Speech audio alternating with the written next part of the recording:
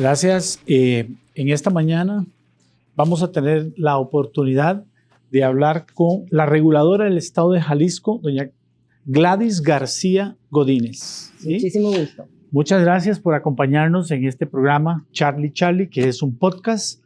El podcast está orientado a la seguridad privada, pero principalmente a los agentes de seguridad privada. Aquí se le llama guardias de seguridad. Así es. Nosotros en Costa Rica le llamamos agentes de seguridad privada. Así es como lo denomina la regulación, la ley que nos regula en Costa Rica. Y bueno, la idea de estar esta mañana reunido con usted es para aprender de las buenas prácticas que tiene México y sus diferentes estados, porque aquí se regula por estado. Así es. Y básicamente es intercambiar un poco de impresiones de cómo hacer un mejor trabajo en la parte regulatoria, porque los servicios de seguridad privada son muy importantes. Ya lo vimos en una de las ponencias, la del profesor Frigo, en cómo la industria crece, está creciendo y va a crecer todavía más. Hay un mar de oportunidades para esto. Pero, Perfecto.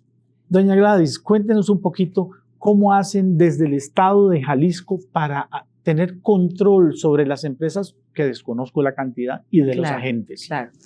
Bueno, pues antes que nada, un gusto participar con ustedes, un privilegio además poder compartir desde lo que es la realidad de la industria tan importante de la seguridad privada en un estado destacado del país, ¿no? De México. Los contextualizo un poquito. Jalisco es el tercer estado después de lo que es el Estado de México y la Ciudad de México, que tiene el mayor padrón de empresas de seguridad privada registradas en México, ¿no? Tenemos al día de hoy 265 empresas reguladas que se componen de empresas federales y empresas estatales. Hago énfasis en esto porque Jalisco es un estado que tiene una figura distinta al resto de los estados de México. Voy a tratar de no ser tan técnica para no confundirlos. Entraremos en ese tema. Y como antecedente les comparto que el tema de la seguridad privada empezó a regularse en un primer reglamento en Jalisco en el año 1998, derivado de la demanda del sector empresarial, específicamente de los joyeros de Jalisco, que es una industria muy importante y muy relevante también. Y ante la falta pues de seguridad pública que pudiera destinar al resguardo de esta actividad de manera muy concreta, pues ellos propusieron al gobierno empezar con grupos, empresas de seguridad privada.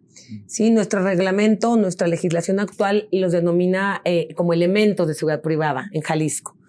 De ahí, del 98, tuvimos una reforma de reglamento que entró en vigor en el 2004 y nunca más se había actualizado el marco regulatorio hasta el 10 de diciembre del 2021, que tenemos en entrada, o que entró en vigor el reglamento actual. Este reglamento me tocó, junto con mi área y equipo de trabajo, ahora sí que arrastrar lápiz para poderlo tener vigente, para poderlo concretar.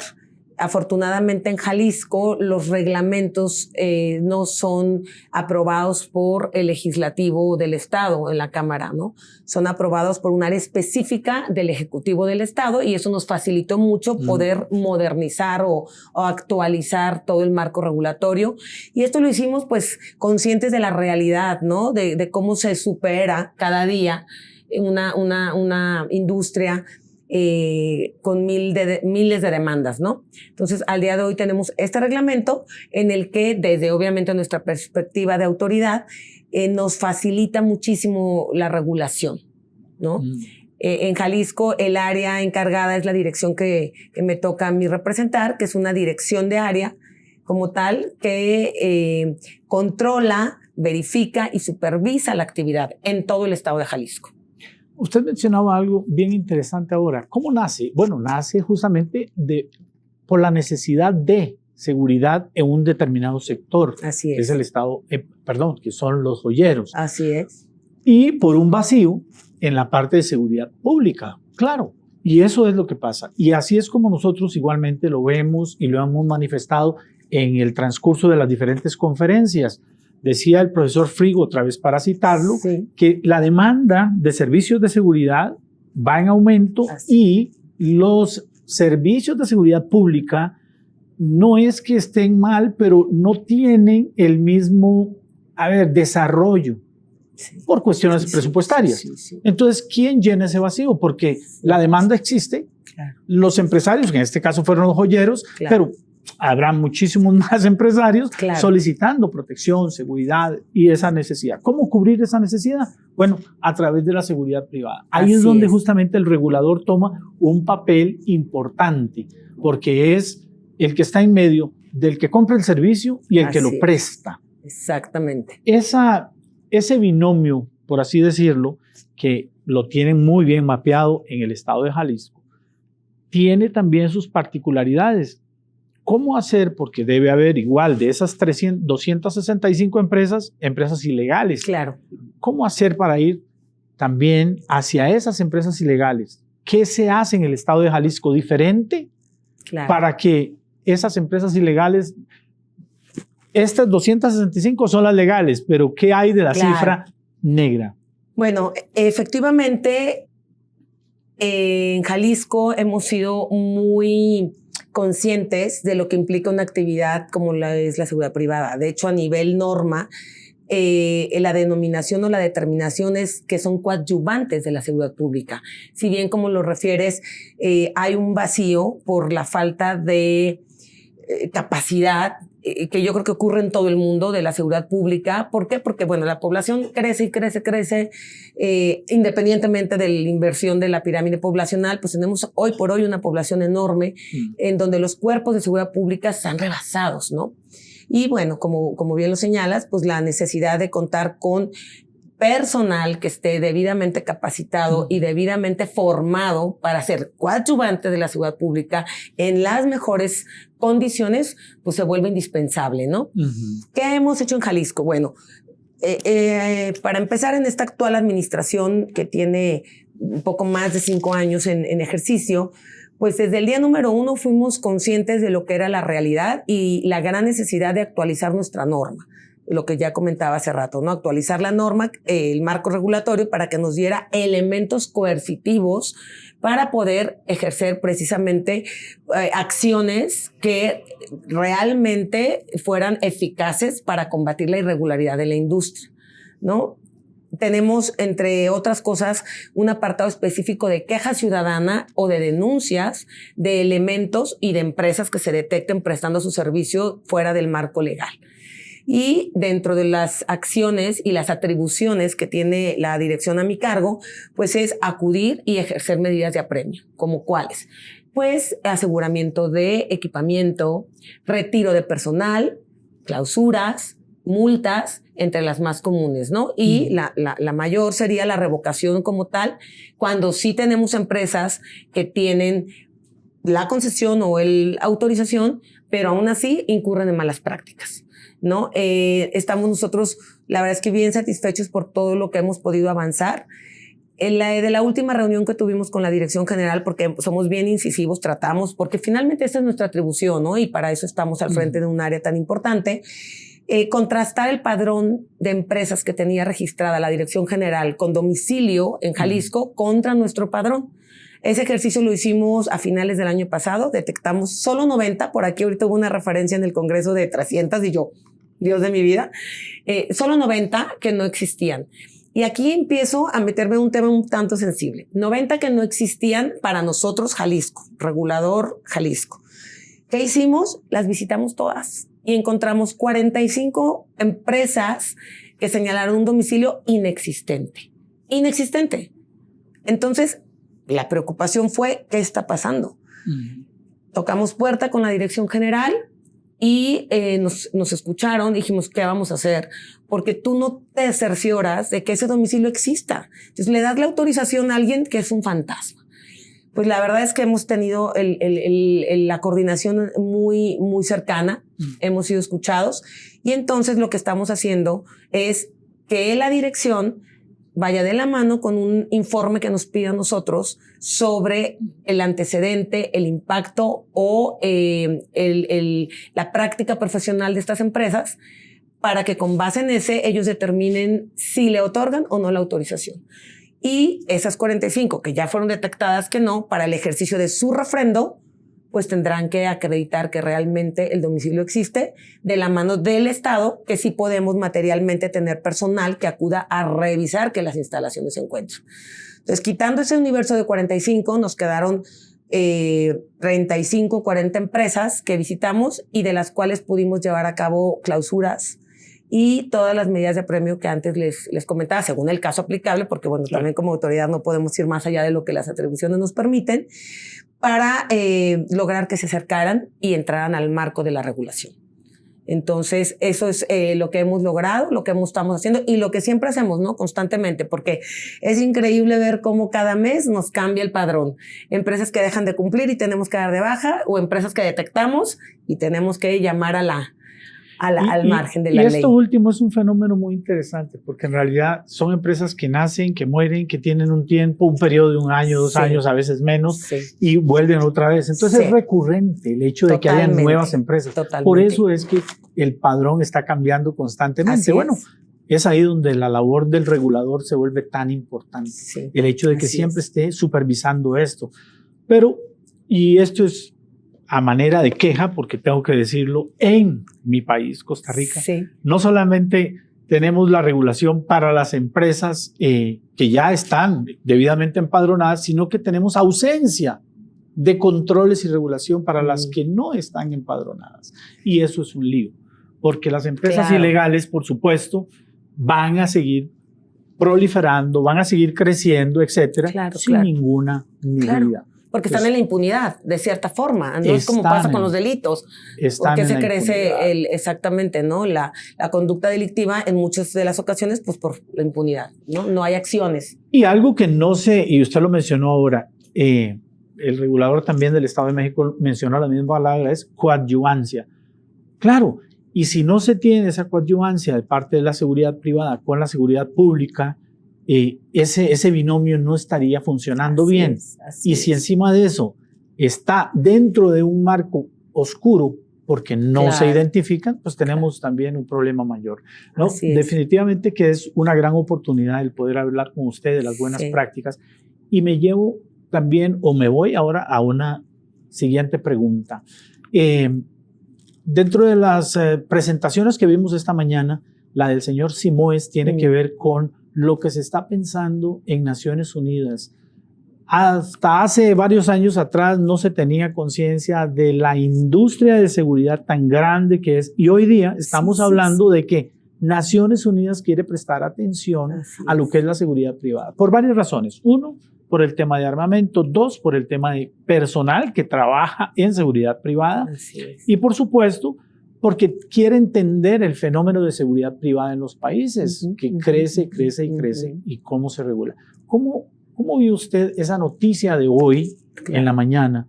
El hecho de que, porque usted está dentro del marco de la regulación, entonces, caramba, debe ser, no voy a poner palabras en su boca, ¿cómo lo sintió usted esa noticia de que Naciones Unidas eventualmente va a tener injerencia y también la OIT, Organización Internacional del Trabajo? No, bueno, pues sin lugar a dudas es una gran noticia que va a fortalecer muchísimo el sector. Y lo comentaba por ahí también al inicio uno de los panelistas, se trata de sumar esfuerzos. Si no somos un puente, autoridad, como debe ser con los empresarios, pues finalmente es una industria tan importante que se va a ver estancada y que no va a tener el crecimiento adecuado, porque el crecimiento va a estar ahí, ¿no? Entonces, algo de lo que también mencionaban súper importante es la importancia económica que representa el ejercicio de esta industria. Por ahí en alguno de los datos de otras reuniones a las que he asistido, tengo, si mal no estoy, la información de que se representa el 2% del Producto Interno Bruto de México, el tema de la industria privada. Y así debe ser en todos los países, ¿no? Sin lugar a dudas. Entonces, el hecho de que organismos internacionales volteen y tomen injerencia en esta actividad es valiosísimo. Yo me atrevo además a decir que tomando estas palabras de que debemos de estar coordinados y ser un puente, es fundamental las acciones que como tal los propios empresarios lleven a cabo para que este discurso que oímos en foros como este no se quede en el discurso, que de verdad se viva en la práctica, porque como reguladora sí puedo compartir que muchas de las veces hay voy a cuidar mucho cómo decirlo, pero hay prácticas que son propiciadas, prácticas inadecuadas o incorrectas que son propiciadas desde los mismos empresarios. Sí. ¿En qué sentido? No quieren agotar la capacitación como se exige, no respetan las condiciones laborales y las obligaciones a las que están inmersos con su personal. El personal es el núcleo de una empresa de seguridad privada. Y si no lo cuidas, y si no lo formas, y si no lo capacitas, perdón, pero no vas a crecer. Entonces creo que se debe de voltear a ver muchísimo el empresario, a ver, ¿qué estoy haciendo yo para fomentar mis buenas prácticas? Yo regular. Claro, el irregular es punto y aparte, pero yo, empresario en regla, también debo de siempre estarme exigiendo cumplir con el profesionalismo y con la demanda real del mercado. Y solo así vas a seguir permaneciendo. Lo decía también el conferencista. Viene una gran oportunidad de crecimiento, pero no para todos. No para todos. No para todos. Y esto me lleva a, para ir cerrando nuestra charla, a ver, volviendo al tema de Naciones Unidas involucrado con este tema. Yo veo también una gran oportunidad en los reguladores, porque van a tener que ir aprendiendo, conociendo más de la industria, involucrándose más en la industria, porque van a venir preguntas específicas para los países. Cuando estamos hablando de Naciones Unidas y países como los nuestros, que son signatarios de justamente compromisos internacionales, pues van a venir preguntas hacia los reguladores diciéndole, bueno, ¿qué pasó con este tema? Así es. Entonces, no solamente los empresarios, sino principalmente la información van a ser de los países y de sus diferentes reguladores. Así es. Entonces, sí veo una enorme oportunidad con esto. Creo que vamos a ver un mundo diferente de seguridad privada. Ese mundillo de seguridad privada que le llamo yo va a estar bien impactado porque no solamente Naciones Unidas preguntando, sino también la Organización Internacional del Trabajo, viendo a ver qué se está haciendo en los diferentes, en su caso, en el estado de Jalisco y en los demás estados de México, pero para nosotros en Latinoamérica, los diferentes países involucrados. De verdad que le agradecería, sí, unas palabras de cierre y vamos a también invitar a un Michael Retana que está aquí detrás de cámaras que nos ayude un poco. Adelante. Muy buenos días. Buen día, Michael. Decía en su ponencia de que existe como medida coercitiva una multa económica. Sí. La multa económica va dirigida a aquella empresa que presta el servicio o a la empresa que compra el servicio. Solo a la que lo presta. La que compra no, porque efectivamente estaríamos invadiendo la esfera de un ciudadano que ante la necesidad de generarse seguridad por sus propios medios, pues sea doblemente impactado, porque no nada más entonces tendría que comprar o pagar un servicio que el Estado no puede brindarme en cabalidad. Y luego resulta que si por pagar ese servicio voy a ser sujeto también de una medida pecuniaria, no, bueno, la afectación de derechos sería evidente, ¿no? Y complicada. Sí lo habíamos planteado en algún inicio como una forma de combatir con mayor, ahora sí, fortaleza esta práctica irregular. Pero pues finalmente llegamos a este análisis. O sea, quien recurre a la contratación de servicios es porque no tiene otra opción o vaya, está siendo rebasada la capacidad del Estado para cubrir, ¿no? En este caso, una rama en específico. Yo mencionaba los cuellos, pero como bien lo dices, pues ya hoy por hoy pues la demanda es de todos los sentidos, nos lo explicaban ahorita, ¿no? Y dependiendo de la zona de un país y dependiendo de la zona a nivel global, ¿no? De la ubicación y demás, son la demanda de servicios. Entonces, en Jalisco, una demanda muy importante o un sector que demanda muchos servicios de seguridad privada es el tema del comercio, ¿no? Todo el tema de parques industriales, bodegas y todo eso. Entonces, traslado de productos. Traslado de valores, ¿no? Entonces, ellos no están siendo protegidos totalmente, o en algunas partes tienen que pagar por el servicio. Sí queríamos nosotros que quien contratara una empresa irregular fuera también sancionada para evitar esta mala práctica. Pero bueno, vuelvo a lo mismo que les decía. Tendrían que pagar por eso, además, y luego una multa no sería... Ahora, con esa forma de pensamiento que me parece muy bien, el hecho de que encima de que compró un servicio malo lo van a sancionar, pero eso le mete más presión al regulador. Sí, porque quiere así decir es. que la persona que va a comprar tiene que ir Claro. seguro de que va a Claro. comprar a una empresa Por correctamente y debidamente inscrita y probada o supervisada por nosotros, el regulador. claro. En ese sentido, algo bien importante que nosotros hicimos fue, bueno, yo tengo al frente de este cargo 5 años y medio, justo lo que va de administración del Ejecutivo actual en el Estado. Y una de las carencias que yo detecté fue que no había publicidad respecto a las empresas que sí cumplían con la norma. Entonces, atendiendo a todas las disposiciones en materia de transparencia, confidencialidad y buenas prácticas, nosotros generamos un padrón que actualizamos cada mes con todas estas empresas y lo tenemos público en la página de la institución de la cual depende mi dirección. Y hemos permeado con toda la sociedad a la medida que presentamos algún tema en foros como este tipo, que todos los usuarios o la ciudadanía que demande y requiera servicios de seguridad privada consulte nuestro padrón previo a concretar un contrato con cualquiera de las empresas. Si tú encuentras a esta empresa en mi padrón, puedes contratarla. O tienes la garantía de que es una empresa que está dentro del marco legal, ¿no? Entonces nos ha ayudado realmente. La gente también se va involucrando. Yo les digo otro tema ya para ir cerrando, como dices. Yo misma, antes de estar con la gran oportunidad que agradezco mucho a mis superiores, al gobernador de darme la confianza de estar al frente, yo no sabía que esta industria existía así, ¿no?